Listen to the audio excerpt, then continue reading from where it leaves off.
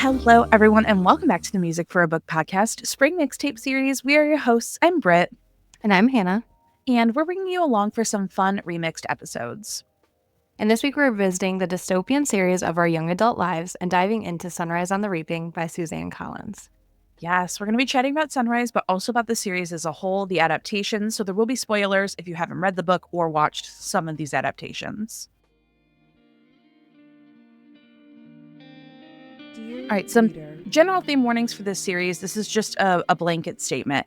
This is technically a young adult series. However, it explores some very heavy topics about a dystopian society, a rebellion, a revolution, and the premise quite literally surrounds reaping children to be sent into arenas to fight to the death. So there's obviously child abuse, death. There's some drug use and abuse of power, corrupt government, bombing, stabbing, mutated animals used for torture and killing. If you have any concerns, we highly recommend checking your trigger warnings on this one. This is, like I said, it's young adult, but it is heavy and it explores a lot of those topics. So just be forewarned before you hop into this one. A synopsis for Sunrise. We got this from Storygraph. As the day dawns on the 50th annual Hunger Games, fear grips the districts of Panem. This year, in honor of the Quarter Quell, twice as many tributes will be taken from their homes. Back in District 12, Haymitch Abernathy is trying not to think too hard about his chances. All he cares about is making it through the day and being with the girl he loves. When Haymitch's name is called, he can feel all his dreams break. He's torn from his family and his love, shuttled to the capital with 3 other District 12 tributes: a young friend who's nearly a sister to him, a compulsive odds maker, and the most stuck-up girl in town. As the games begin, Haymitch understands he's been set up to fail, but there's something in him that wants to fight and have that fight reverberate far beyond the deadly arena. And man, we were waiting a long time for this one. This took a while to come out, but I'm so happy that she wrote Haymitch's Games. And there's so much to talk about here, so much to unpack. But we're going to talk about our song choices really quick. I feel like songs were kind of difficult to pick for this one. But the song that I landed on is Not Dead Yet by Lord Huron. Okay. I did LOML by Taylor Swift. Yeah. There were a few Taylor songs I almost picked, but this one feels... I don't know Lord if you've heard... Huron. I don't know if I've heard that specific I don't know if you've song, heard but I this know one. Lord Huron. Yeah, this one is very Haymitch in like later years too. So I feel like it was just like the essence of who Haymitch was. Okay, cool. So now we're diving into the series chat. Again, spoilers ahead. The one May the thing, odds be ever in your favor if you decide to continue. May the without odds reading the be book. ever in your favor. The one thing, I know that some of it was a joke, but some people were legitimately upset finding out that Haymitch survived the Hunger Games. Like this was like a discourse when the book came out. Like people were like, keep the spoilers to yourself. Now I will say there's some stuff in here that happened that I was very shocked by, and we're about to talk about that. But like, obviously Haymitch lives. Yeah, that's like, I mean, spoiler for Star Wars, but that's like going back and finding out that Anakin becomes Darth Vader. Like you know that.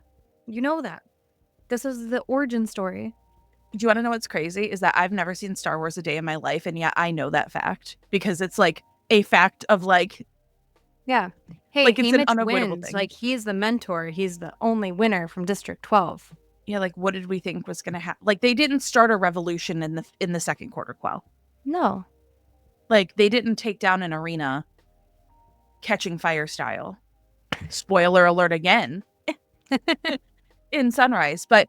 Speaking of things that surprised us, like, was there were a couple of pieces that absolutely shocked me. So I was curious if you also had a couple of pieces like in the story that you were like, oh, this is not how I expected it.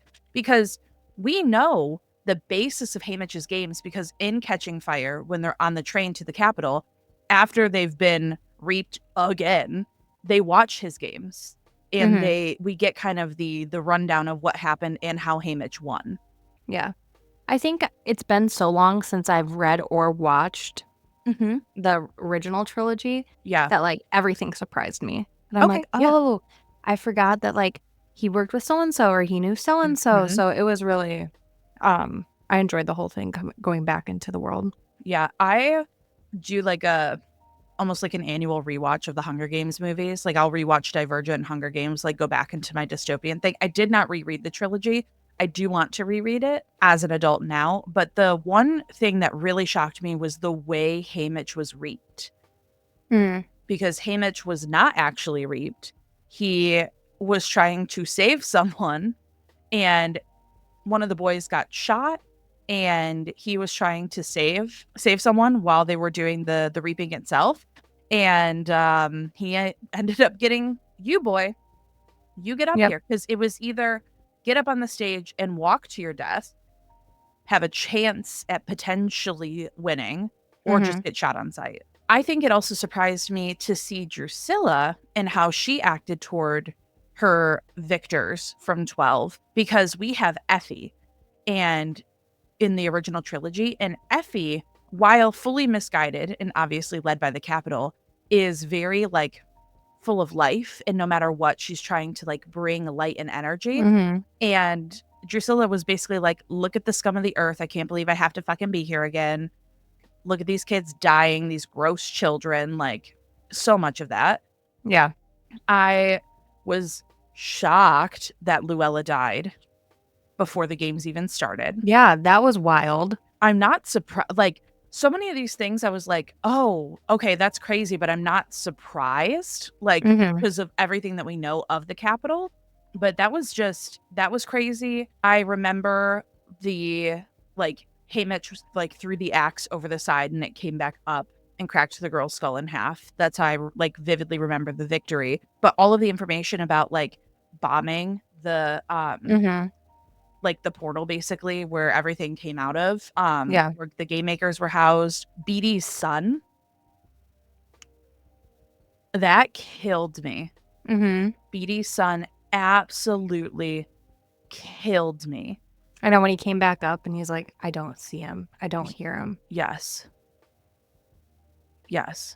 And also the fact that Beatty's son was reaped, and knowing that Beatty gets reaped himself again in the 75th Hunger Games. We saw snippets of like Wirus and Mags. We see like, you know, those victors kind of coming back. Very, very interesting. But the other thing was that like we originally read these like around 2011, 2012, which 2025 is feeling a little bit different than 2011. Do you feel like it was harder reading this as an adult, and especially for you being a mom now? Yeah. I think it was harder reading it for me, like having a child. Yeah. Because I think when I read it originally, I'm like, oh, I could fight back. Like if I got reaped, like, yeah, maybe I could do it. I don't really think I could survive. But like at that time that I read it. Yeah, I was dead at the cornucopia. Like I had no hope. I was like, okay, like picturing myself in there, like maybe I could do it. Yeah. But like thinking of my daughter getting reaped, no. Breaks me. Especially the 12-year-olds, like the youngest age. And I was thinking about that when I was typing our outline. I was like, I wonder how this affects Hannah differently, because we've talked about it. Like you becoming a mom has shifted your perception in the way that you like approach things. And there are certain topics in certain books that we avoid now for the podcast because it just hits Hannah differently now. Yeah. And that's you're just like, before life. I'm like, oh, whatever. And now it's like, ooh, I got to think about that. So yeah, no, I think that was harder to read this time. Yeah. I think for me, it was just like, I know we went back in time on this one. It just feels very like harrowing with everything that we have going on. And it just feels less like fiction and more like a warning. Yeah. I was still able to enjoy the story for what it was. I think that if I had read like if this had just come out as like the first book in the series, like we're going to go through and like see everything through kind of thing. I don't know how I would have reacted to this. I feel like it would have sent me into a spiral. Yeah, I think kind of one of those things that you wanted to talk about a little bit later, like did it like change my perception of Haymitch? And I think it did like positively, because I think the way we were introduced to him was very intriguing, right? You're like, okay, what exactly happened to this guy to make him the way Yes, he is? And 100%. so I liked being able to go back because I don't think I would have been as invested in him. Like you said, like if this was the first book, I'd be like, Yeah, okay. yeah, But being invested in him and wanting to go back and learn about him, I think was really smart. yeah. And like, I didn't expect him to be, and I know obviously alcohol, time, abuse have shaped how Yeah. he, is when we met him in the Hunger Games, but like, Hmm. I didn't expect him to be so soft. Yeah. He's a I feel lover like boy. he is such a Hmm. lover boy. And oh, the I love you like all fire. No, absolutely not. And I think what was interesting too is he was so perceptive. Like he picked up on so many details about people and Hmm. like the time in between, when he won to when he mentors Peeta and Katniss, it's like, oh shit, like he probably went in those first couple of years, one, traumatized because he was the only living victor still. So he went in the year after he was reaped to, Yeah. prepare the next victors. But I can imagine his jaded edge every single year after year after year, having to play into the Capitals games, having to, you Hmm. know, he's barely surviving. Like he doesn't recognize who he is anymore. He's Yeah. lost anyone and everything he holds close to him. I think he's the pinnacle of a victory does not actually mean success. Hmm. A victory means that your life was spared, but at what cost? Yeah. Unless you are a capital darling, unless you are one of the careers, unless you are even still, Finnick was from District 4 and he was a capital darling, but he ended Hmm. up sustaining years and years and years of sexual and emotional abuse at the hands of President Snow. So there's just so many layers to kind of what goes on in here. Something else too that Haymitch noticed and was like talking about at the end was that when he was watching clips of the games back, he was like, this is not how it happened. And the games were crafted to fit the Capitol's narrative. And they were Hmm. missing so many things. They were missing the bombing. It doesn't have Beatty and Ampert working together like in that regard. And there are so many like little things. I thought of on a much less intense scale, I thought of like reality TV. Hmm. Um, Hmm. and how oftentimes the story and the narrative that we're being fed is the one that the editors and the producers want to put forward 100%. and not the ones that take place with, the contestants themselves. Hmm. Um, I but I mean, this is thought, basically a reality show just to the yeah, death. yeah. And that's like, I think, yeah, reading it now as a 32-year-old rather than a 21-year-old who was in college or 20-year-old whenever I read this, Hmm. I think the first one came out in when we were like in 2010. high school. I think I read the first book sophomore year of college. Because I remember talking to my high school drama teacher about it. I think I read it like sophomore, junior year of high school. Yeah. I That's read it 29, 28. Yeah, I probably read it junior year of high school. freshman. I think I might have read it the summer before sophomore year of college or right at the start because I remember that I barreled through the whole series in like 4 or 5 days. And then Hmm. I saw that there was a movie coming. I didn't even know that there was a movie coming out. I just like Yeah. fell into the series. Yeah, because I got my friends to read it because I remember one of my friends damaged my copies of the books in his car. And so he bought me a new set. As he So should. I know. As he should. But yeah, I remember like reading this in high school. So Yeah. very different mentality to Yeah. now. It's just like so many things, like the way that media is perceived now and the way that we consume media reading this versus the way that we read the first series. Like, I Hmm. think there's just so many differences. And I like to think of it within the fictional realm, but it is hard to think about it in the fictional realm when the propaganda and the adjusting of the truth, like how they refilmed the entire reaping in District 12, got rid of a dead body, was screaming at everyone to just pay attention and like look normal after someone's kid just got shot. It's just so many aspects of this. And obviously it's about a what happens when power goes unchecked in a corrupt government and things like that.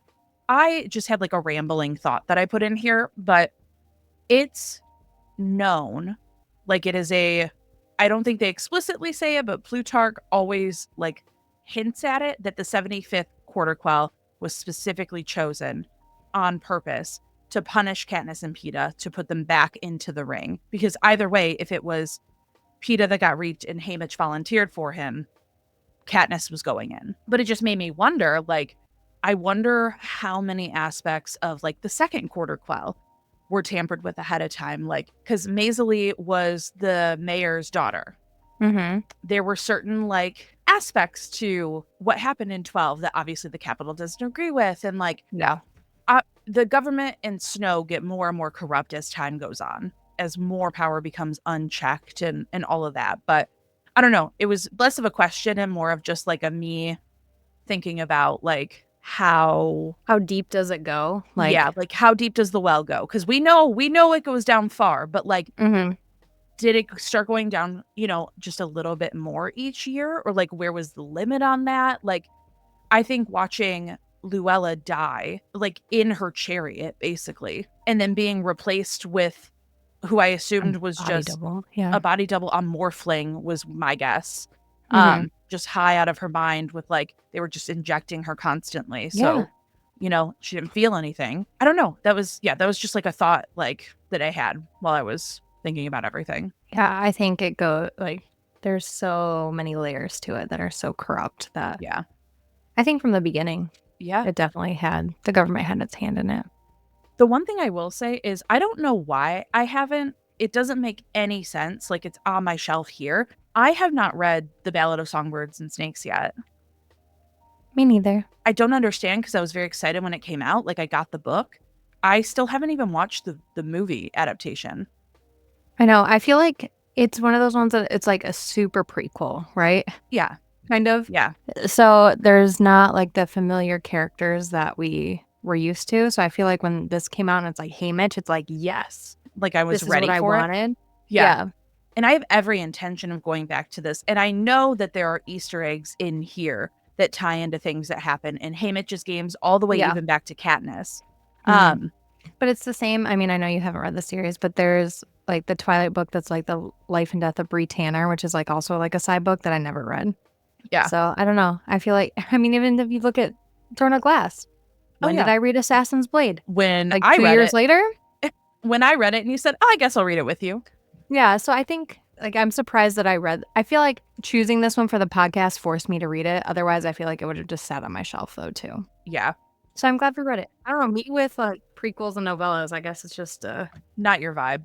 A weird thing for me. But yeah, I thought it was interesting how like the Mockingjay token came up. And also I wanted to pull up real quick. There is a Reddit thread, the r/Hunger Games Reddit thread. This was posted by Cosima Says, and it was just a thread of characters that we know from the other Hunger Games who show up in this novel, and things that I probably didn't pick up on because I did not reread the series right before. But Haymitch calling Katniss sweetheart because her braids remind him of Luella, and not out of sarcasm like we all thought. Katniss's father was confirmed to have distant relatives like that had capital ties, and he was best friends with Haymitch until Haymitch isolated to keep everyone safe from the Capitol. We see, again, the snippets of Wyrus and Mags like we talked about, and Lucy Gray's tombstone makes an appearance. And I know Lucy Gray is obviously from the pre-prequel, but that was just an interesting note. There was a mention of Peeta's dad at the reaping. Katniss's mom worked at the apothecary shop. The Mockingjay pin was from Lenore Dove's uncle to Maisie to Madge, then down to Katniss, who we see there. And we saw, obviously, Beetee. The one I was interested in was Plutarch, because he's been part of the revolution and the rebellion from the beginning. But in this book, it seemed like he was more tied to the Capitol. Yeah. I feel like this is like the beginning of his story too. Like there's, he's like, okay, maybe this is, because doesn't he say in there something about like I saw somebody call it out. Like, it might not happen during our lifetime. It may take generations. Yeah. So I feel like Plutarch is like, okay, maybe this is the start. Like, let's get this ball rolling. But he's still, like, probably tying to the capital a lot. Yeah. Because he doesn't know, like, where, like, how, like, he can pull that leash. Yes. Right? So. Yeah. And then basically, like, Katniss was related to Lenore on some, like, distant, drop down. And that probably affected how Haymitch looked at her and talked to her. But just some interesting things on that particular Reddit thread that we were taking a look at from people who are way better at picking up details and remembering things than we are. Yep. But I figured we could talk about some of the adaptations real quick. I obviously have to mention the 2012 YouTube fan-made adaptation of Haymitch's Quarter Quell. And ever since that video got posted on YouTube, I had been dying to watch Haymitch's games. If you guys have not seen it and you're too young, Hannah, I need you to go watch this. I'm going to pull it up right now. I've just seen mine and because my friends. Yours was iconic. Fan-made. Yeah. Hunger Games adaptation, but Hannah's actually should have been used in the film. Like, I think that could have been just like a solid stock for stock replacement. Yeah. If you're lucky enough, maybe our Patreon we'll see it. We'll put it behind a paywall. Maybe we'll pop up there. But it's by Mainstay Pro, and it's just called Hunger Games: The Second Quarter Quell. It has 14 million views. It's 12 minutes long. It is so good. And from the moment this was released, I knew I wanted Haymitch's games. But speaking of watching Haymitch's games, there's going to be an installment of this film in the Hunger Games franchise. It's slated to come out for a 2026 release in November of 2026. So far we have 2 cast members. We have Joseph Zeta as the teenaged Haymitch and Whitney Peak as Lenore Dove. I think we have 4 now, though. Do we? Because I think McKenna Grace was confirmed. Was she? That must have been very recent. I looked at an article, I think it was like April 29th, so I could have missed an updated one. Yeah, I'm pretty sure. Yeah, McKenna Grace is Maisily Donner. Okay, yep. And Jesse Plemons is Plutarch. Ooh. Which I like. I do like that one. Yep. I feel McKenna Grace, I think, is perfect because she's going to be the sassy, stuck up. I ended up loving Maisily. I did too. I ended up loving her. And I know we haven't gone super in depth about the book itself, but like, we're just yapping about it today. But obviously, we've now only seen 3 movies because both of us just ignored Ballad of Song Snakes. Mm-hmm. But what was your favorite movie adaptation? I think 4, technically. I think the first one. I think the first one's just the Hunger Games. Yeah. Catching Fire just remains my favorite book and my favorite adaptation. I think Catching Fire, like, it felt like I had seen it before because it was done so well. It was like I almost had like already seen it in my brain. Who has been your favorite like casting pick so far out of the films? So I'm going to say opposite. My least favorite casting pick, and I will stand on this hill, is Peeta Mellark. Horrible. Okay. I remember when that came out. We all revolted. Yeah. We revolted. Me and all my friends were so upset. So upset. I went through like a heavy Josh Hutcherson phase. So like, I don't think I was mad about it. Yeah, because you also read it when you were a little older and probably more mature. Yeah.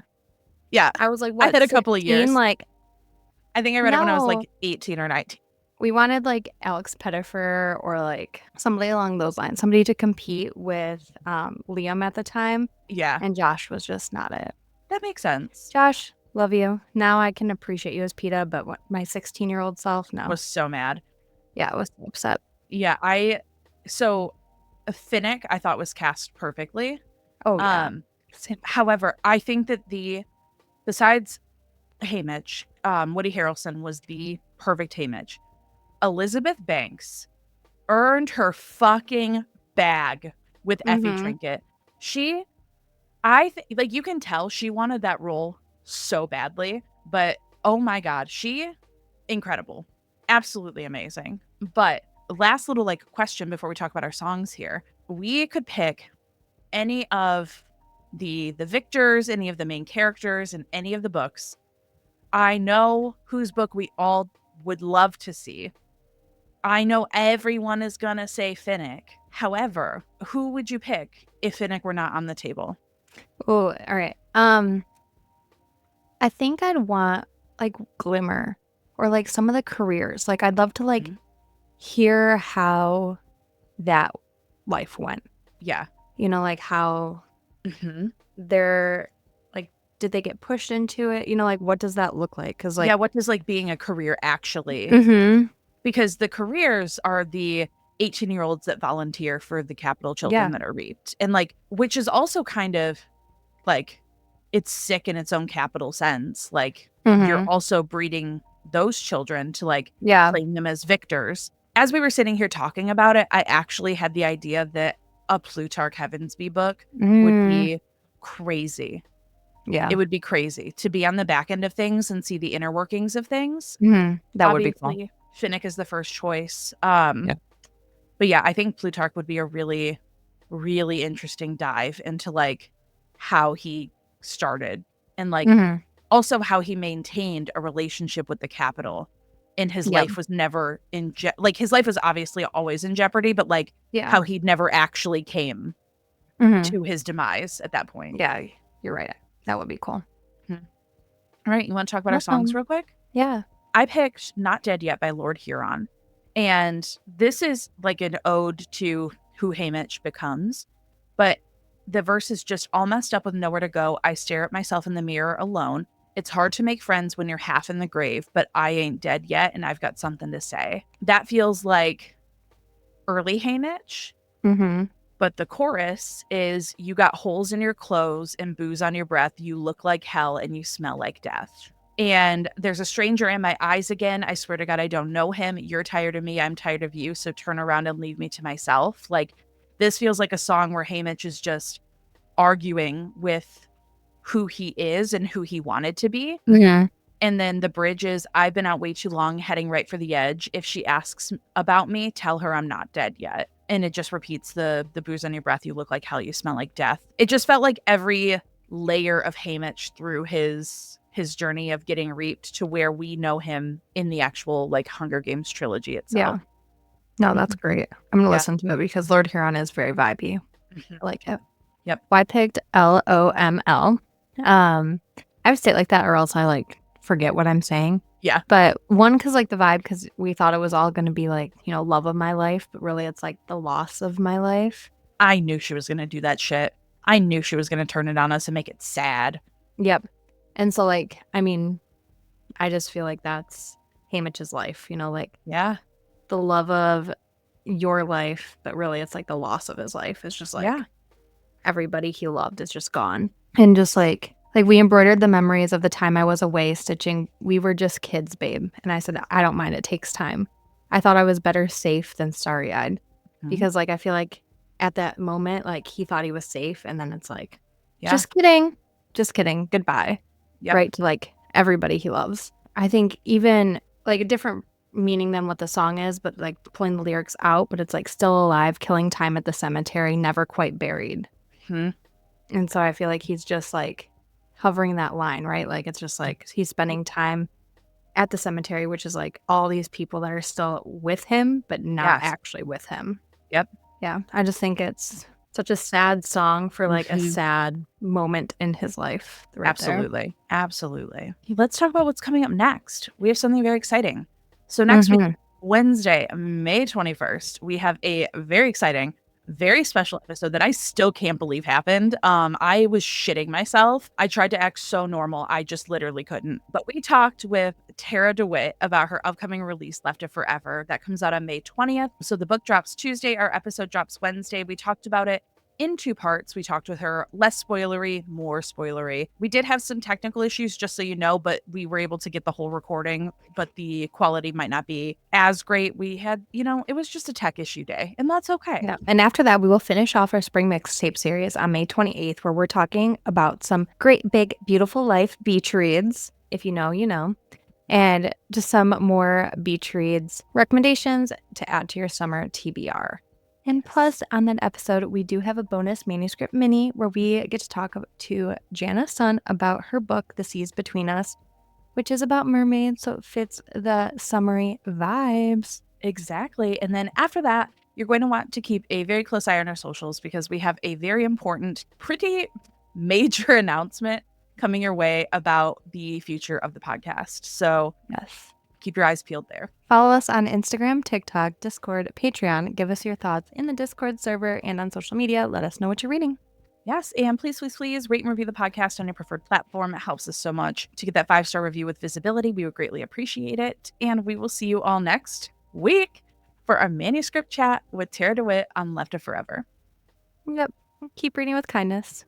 Bye, everyone. Bye.